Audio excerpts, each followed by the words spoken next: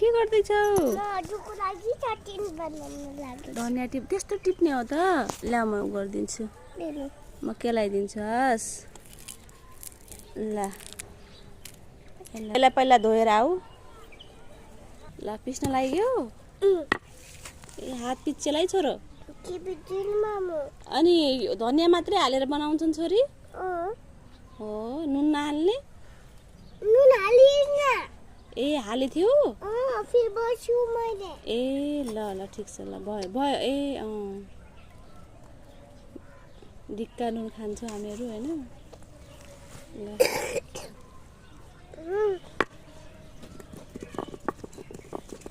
वाह खुर्सानी नहाल तिम्रो हात पिरो हुन्छ त्यत्तिकै म खान्छु ल। ल भयो अब भएन र भइसक्यो। किन भइसक्यो के रे दिन्नौ?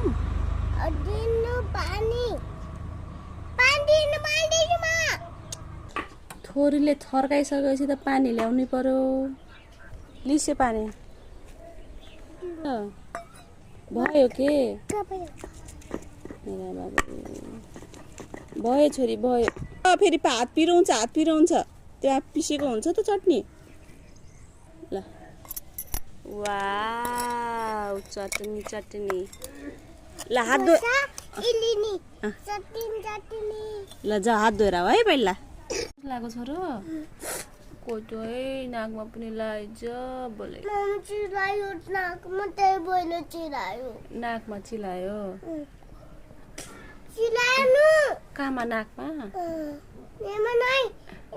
यहाँनिर नाकभित्र के बनाउने यसले लड्डु रोटी कसको लागि? खजुको लागि लड्डु बनाउन लाग्छु। राम ल ल भयो भयो थोरै पिठो मिक्स गर अनि हुन्छ। ल भयो भयो अब पानी नहाल है। भयो भयो भयो अब पानी नहाल अब मुचा मात्रै ल है। किन गोलो बनाउनुलाई?